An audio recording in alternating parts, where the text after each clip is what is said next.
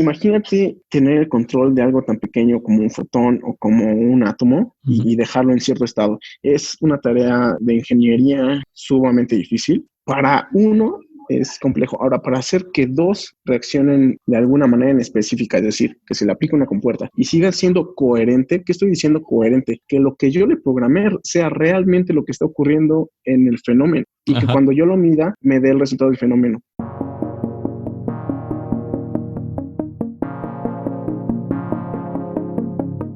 Bienvenidos al podcast Algoritmos, donde juntos aprenderemos cómo funciona la tecnología que está cambiando el mundo.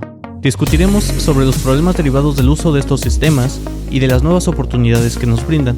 Con un poco de suerte, también entenderemos cómo programar y utilizar mejor estas herramientas digitales. Mi nombre es Mariano y espero que disfrutes este episodio.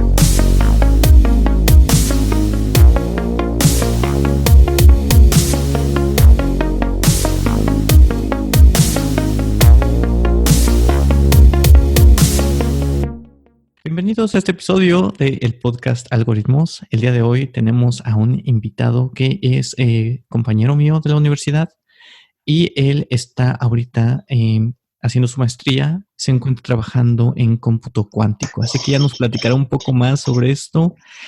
Pero antes de llegar a ese punto, me gustaría saber un poco más sobre ti, para la gente que no te conoce, Ariel. ¿Qué estudiaste? Bueno, sabemos que estudiamos en la misma universidad, pero para la gente que no te conoce. Ok, soy ingeniero en mecatrónica por parte de la UPITA en el IPN. Pues básicamente eso, estuve un rato en la industria, me aburrió. Como pueden saber, la industria en México se dedica más a implementar tecnologías y procesos que importamos del extranjero, principalmente de Estados Unidos, Alemania u otros países que tienen una economía de clase 3, o sea, del conocimiento, y nosotros buscamos eso. Eso realmente a mí no me llama. Y pues el Tecnológico Monterrey me ofreció una beca parcial, a la cual pues dije no, porque todo el mundo está caro.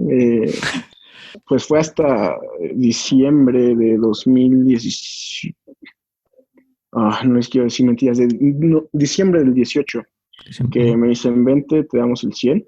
Entonces, 2019-2020, felizmente me convertí en computólogo. Hay que hacer la diferencia entre programador y computólogo. Los computólogos nos dedicamos a la parte matemática. De hecho, yo a veces no sé ni poner Netflix, entonces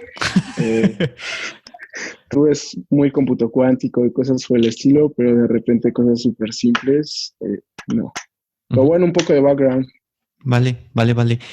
Comentabas que estuviste en la industria un rato. ¿En qué estabas trabajando? Pues yo tuve que estudiar para terminar la escuela, entonces primero estuve haciendo camaritas, las de la marca Dahua, como ingeniero de soporte, pero pues si bien eso ya se me hacía aburrido, me pasé un rato al área de mantenimiento industrial, aprendí a PLCs, hice mi propio sistema SCADA con Arduinos de calidad industrial, pero pues los proyectos pues prefieren dárselos a personas que ya traen know-how, pueden implementarlo rápido aunque sean caros, y me uní a ellos precisamente en KUKA Robotics, una empresa alemana precisamente, donde yo estaba en la área de warehousing, había clientes grandes.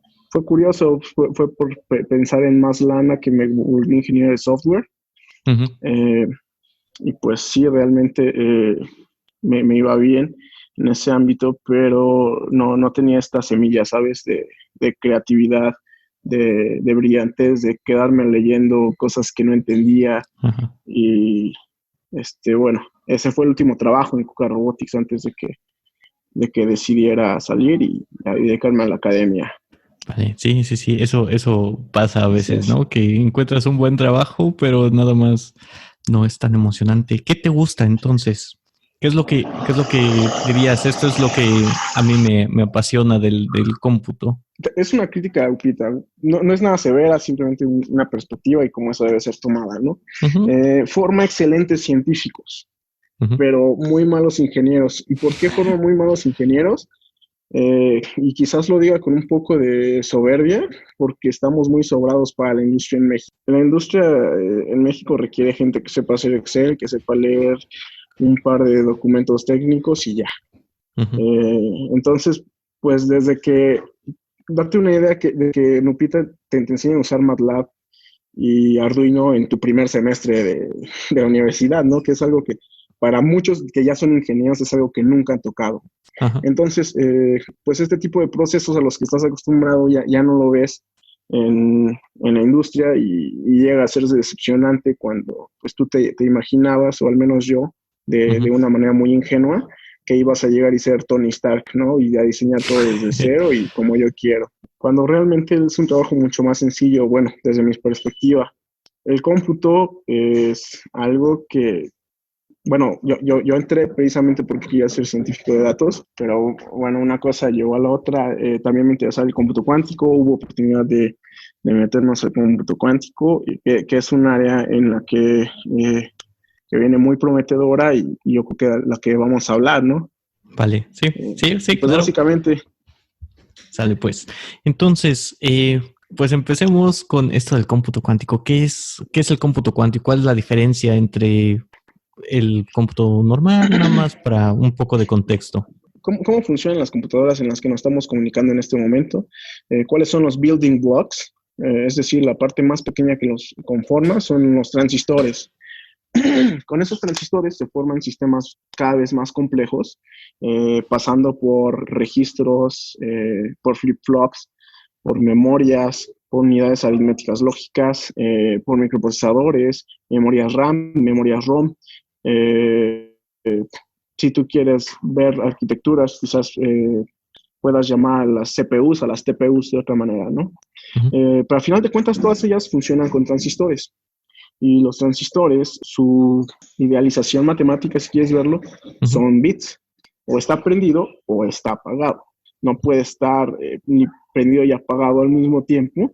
Y yo creo que esa es eh, bueno, si queremos hacer una diferenciación que sea lo más pura posible, sería que los building blocks del cómputo cuántico son completamente diferentes, muchos más complejos Ujú. que el cómputo normal.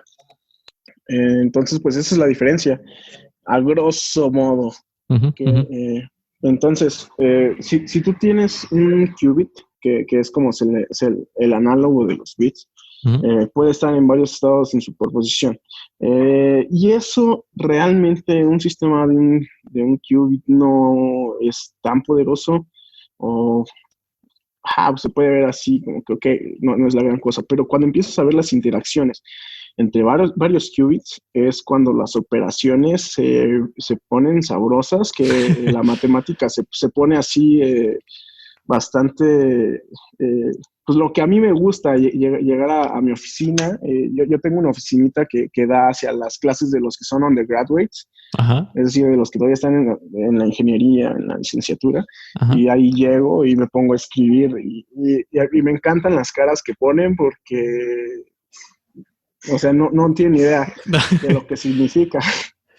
Lo que no saben es que yo tampoco. No es cierto. No, muchas veces no es algo tan straightforward. Ujú. Para empezar, hablemos de que la mecánica cuántica es algo que es contraintuitivo. ¿Y qué quiero decir con esto? Que no tiene nada que ver con tu experiencia en la vida cotidiana, Ujú. ¿no?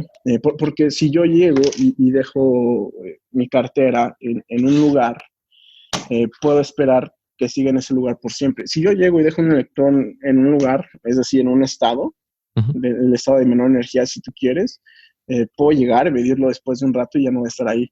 Ahí viene la parte que es difícil, que es mucha mate Ujú. y que no es nada intuitivo. Sí, eso es algo que me quebraba la cabeza varias veces y como te comentaba antes, lo único que yo sé de cómputo cuántico es el algoritmo de Shor. Mm, Claramente no Ok. cada paso, solamente muy a grosso modo.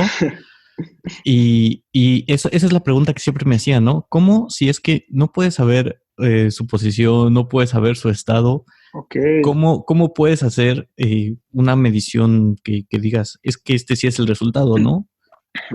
¿Cómo puedes obtener Sí. así a grandes rasgos un cómputo de eso? El algoritmo de Shor que hace factorización de números muy grandes, Ujú. los descompone en números primos, ¿no? Ujú. ¿Por qué es esto importante? ¿Y por qué? De hecho, creo que el algoritmo de Shor es lo que le ha dado más arrastre al desarrollo del cómputo cuántico. De todos los esfuerzos posibles fue ese. ¿Por qué? Porque hoy en día los algoritmos criptográficos con los que están salvaguardados tus datos personales, tus tarjetas de crédito, funcionan con protocolos del tipo SHA, ¿no? Por ejemplo, que funcionan bajo la premisa de que factorizar estos números muy grandes es un problema difícil. ¿Qué queremos decir con difícil? Que tardarías mucho tiempo en hacerlo, ¿no? Y en corroborar que tu respuesta es correcta. Pues el año 1999, si no mal recuerdo, 98, 99, ya estoy diciendo tonterías, no tengo muy fresco, pero el señor Shor saca un paper que se le llama Factorization on Prime Numbers in Polynomial Time, ¿no? Y como computólogo, bueno, supongo que otras profesiones también, otras disciplinas, pero cuando tú dices polynomial time, o sea, tiempo polinomial, es que es sencillo. ¿Cómo lo logra? Pues básicamente tenemos que hablar de probabilidades, de amplitudes de probabilidades.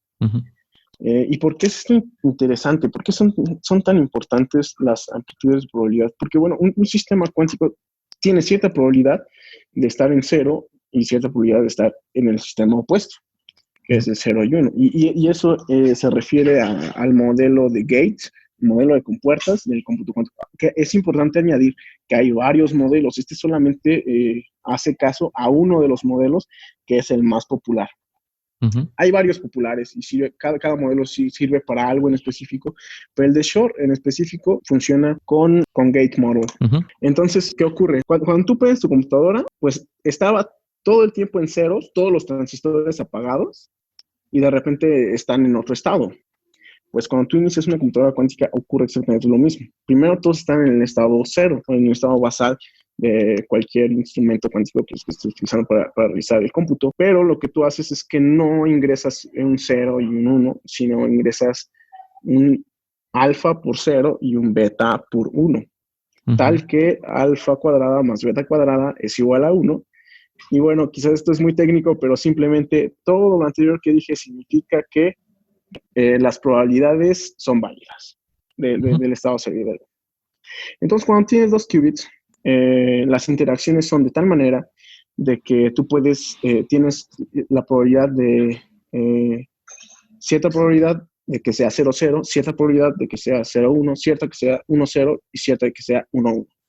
Ok, entonces tu sistema puede tener se le llama superposición. Puedes tener la superposición de todos los estados desde 0, 0, 0 hasta 1, 1, 1, 1, 1, 1, pasando por todos los is. O sea, por ejemplo, cuando digo eso es que... Sí, puede ser 0.2, 0.3, 0.27, 0. No tanto todos los enteros. O sea, traduce el binario, el entero a binario. Supongamos que estás usando 8 qubits. Vas a poder tener 000, 001, 002, 003, 004, etcétera.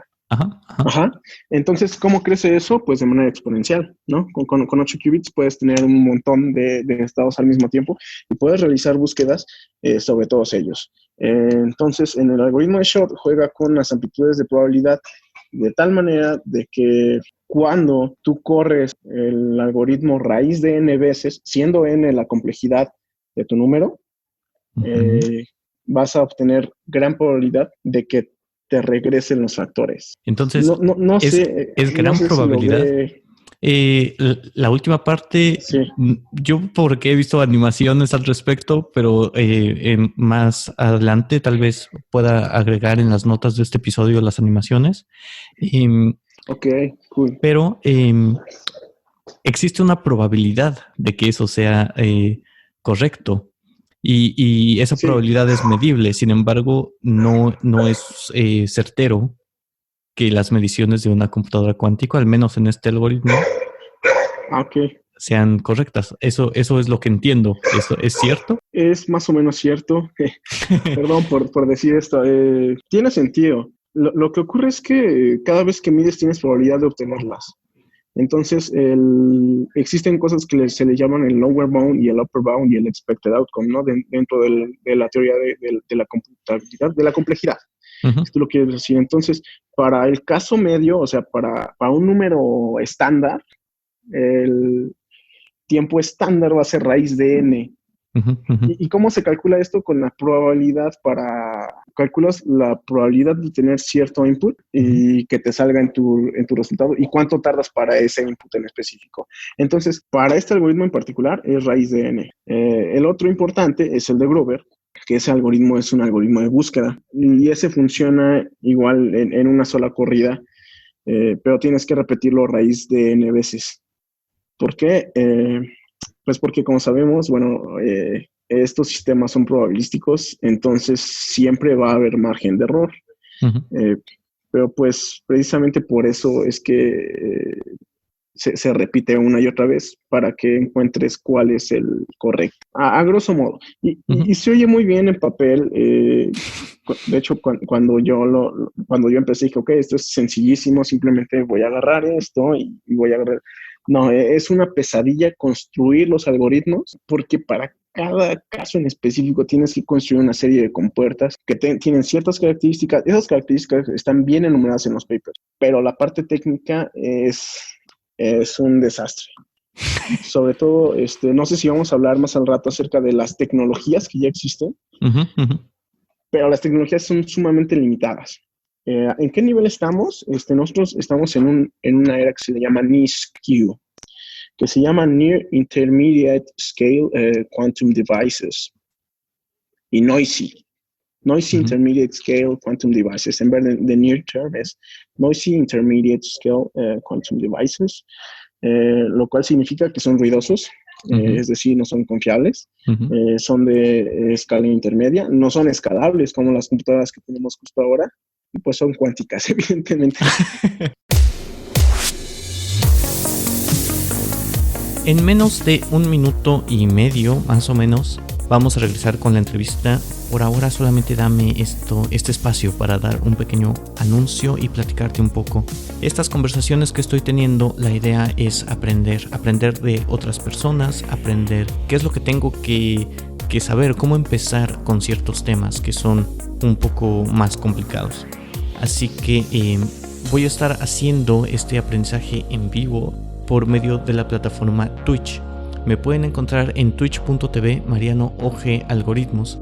En este momento, la semana pasada, he estado resolviendo algunos problemas para una entrevista de trabajo, ¿no? Entonces ahí está el pensamiento, cómo es que lo resolví, cuál es el algoritmo que utilicé para resolverlo y cómo se va escribiendo.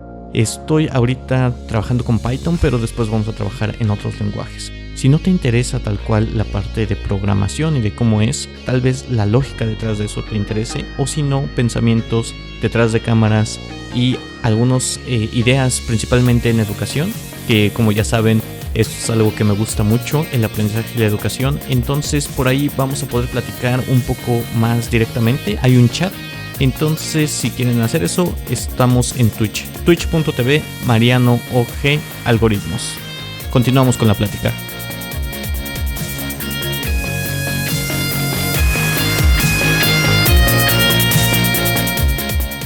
Vale, me estás diciendo todo esto. Habrá que definir algunos términos. Yo también tengo que seguir leyendo para terminar de entenderlo. Pero un poco más ya en la práctica. ¿Cómo, no sé, cosas tan sencillas como en qué lenguaje de programación se hace esto o existe algo distinto? ¿Cuál es la interfaz que usas? ¿Cuál es la computadora? ¿Cómo accedes a ella? Vamos a regresar a algo que platicamos hace rato acerca de los bits y de los registros, Ujú, ¿no? Y de los operadores, que es lo más importante. La base del cómputo digital básicamente son los bits y las compuertas universales. Por ejemplo, la compuerta XOR se ha demostrado matemáticamente que si tú tienes un número ilimitado de bits y un número ilimitado de XOR, puedes realizar cualquier cómputo. ujú, Pues esto también es cierto para las computadoras cuánticas. La diferencia es que no tenemos lenguajes de programación de alto nivel como C, ujú. o alguno o Python, por ejemplo, ¿no? Que, imagínate, si hubiera eso, pues realmente yo no tendría trabajo, porque cualquiera realmente podría meterse y programar algoritmos cuánticos. El estado del arte es qubits, y compuertas, y se Ujú. acabó. Y hay un número limitado de compuertas y un número muy limitado de qubits. Para que nos demos una idea, las computadoras cuánticas más avanzadas tienen 50 qubits. Ujú. Yo utilizo una de una marca que se llama Atos, que conseguimos gracias a un convenio que logramos hacer, mi asesor y una compañía en Houston, Ujú. pero no es una computadora cuántica per se, es un simulador cuántico Ujú. que tiene 50 qubits, 52 qubits, pero es una computadora como tal, digital, Ujú. que es muy buena para realizar operaciones matriciales, y como las operaciones matriciales son buenas para representar sistemas cuánticos, pues ahí tienes tu simulador cuántico. Pero bueno, sistemas 100% cuánticos, puedes ver, por ejemplo, IBM Q Experience, que tú puedes llegar y correr tus experimentos, pero si bien te va, puedes tener operaciones entre 3 qubits y ya. Ajá. ¿Y por qué es esto? Eh, si dice, esta computadora tiene 7 qubits, pero realmente puede hacer operaciones entre 3, pues porque el hacer, para empezar, imagínate tener el control de algo tan pequeño como un fotón o como un átomo Ujú. y dejarlo en cierto estado. Es una tarea de ingeniería sumamente difícil. Sí.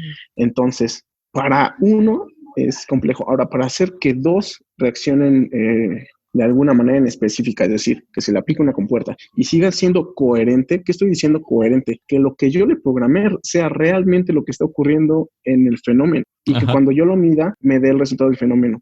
Pues, en resumen, las computadoras cuánticas son limitadas por retos ingenieriles, pero que desde mi punto de vista han estado evolucionando a pasos bastante veloces. Ujú.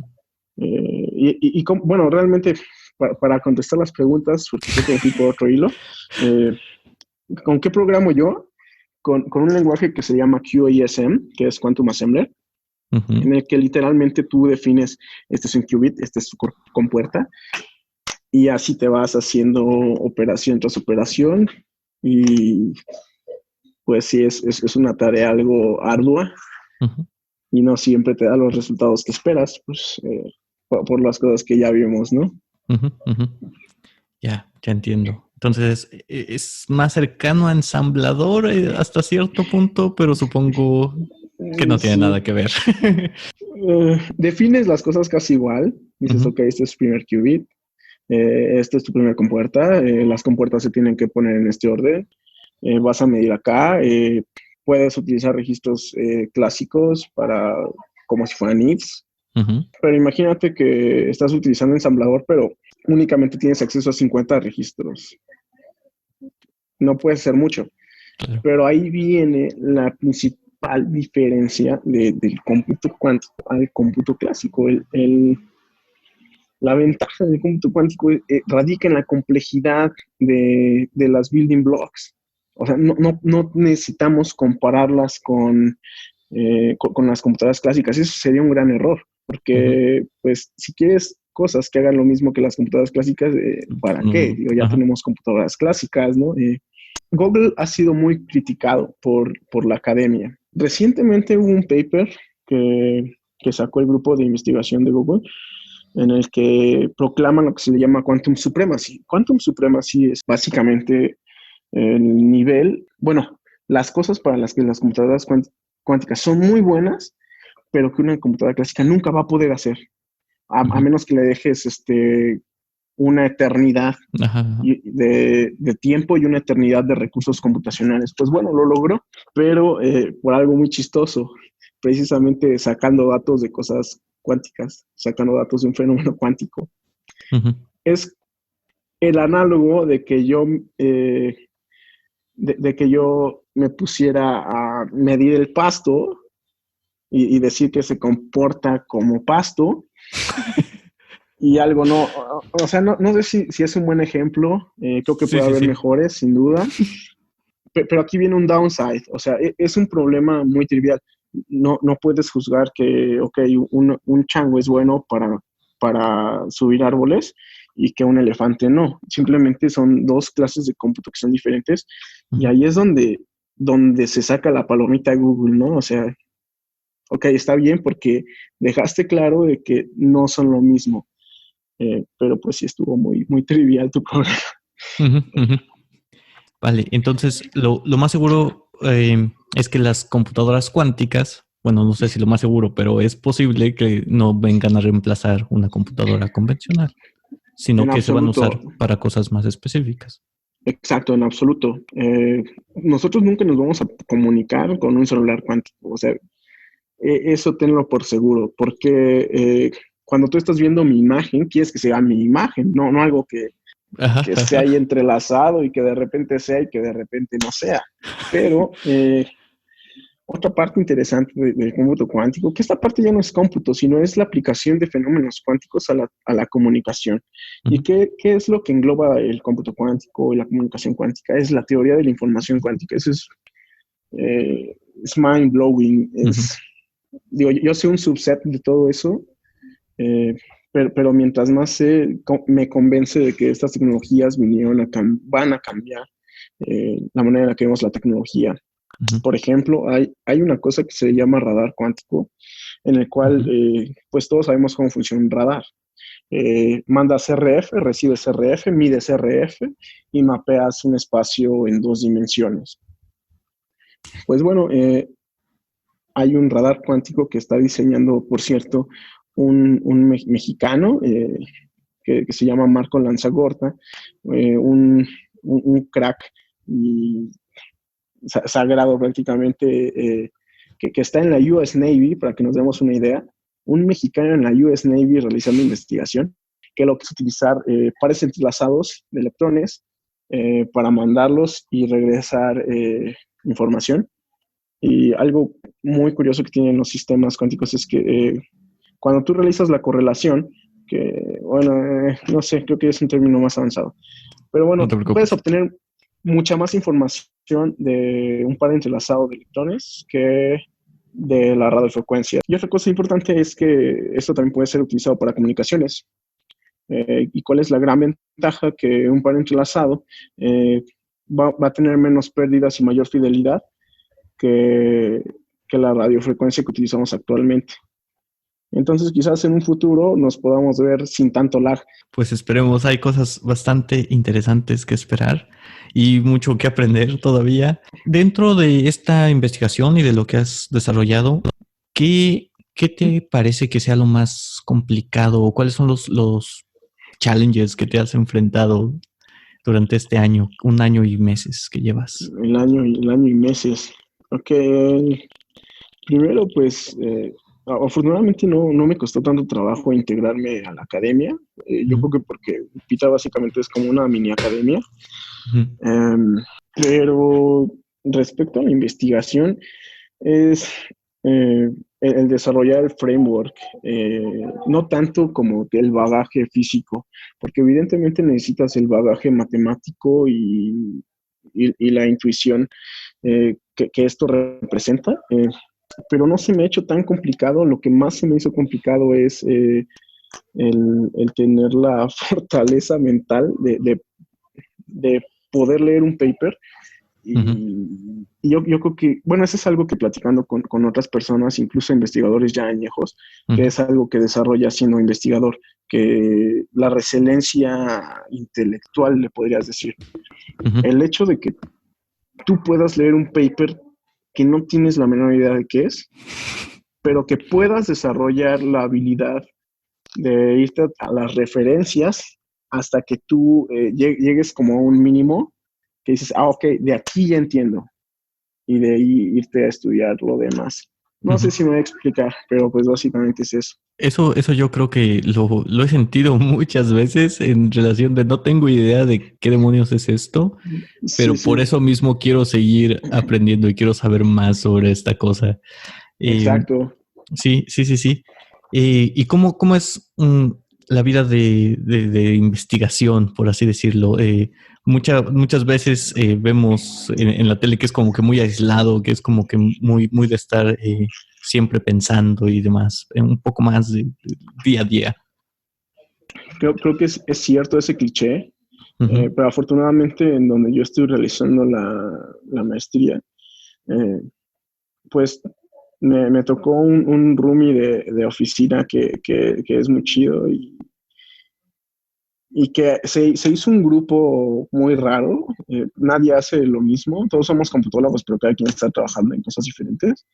Pero pues, por ejemplo, tomamos clases juntos, nos vemos de maneras repetitivas. De hecho, solíamos tomar el té a las 5, así sharp, y discutir de cosas pues epistemológicas. Entonces, pues me parece que no es una vida, bueno, depende mucho, yo creo, de tu personalidad, pero en mi caso, antes me despertaba a cierta hora, bueno, cuando era ingeniero, y tenía que cumplir cierto horario, ahora ya no. Pero eso también tiene que ver mucho de la institución en la que tú estés.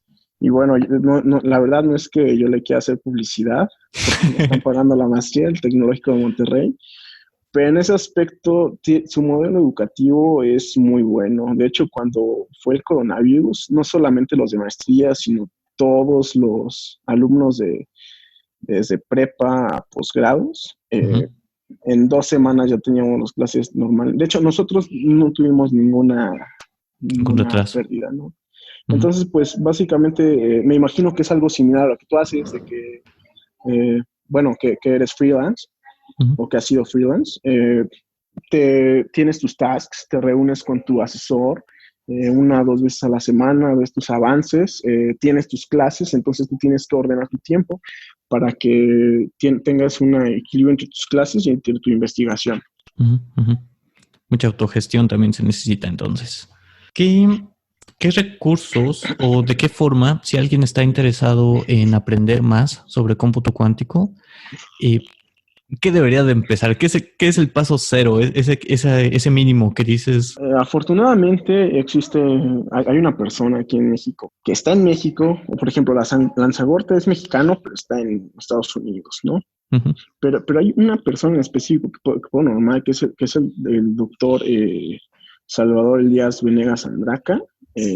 Una super figura, no solamente en el área del cómputo cuántico, sino de la innovación y la gestión de la innovación, que tiene un curso en línea de cómputo cuántico.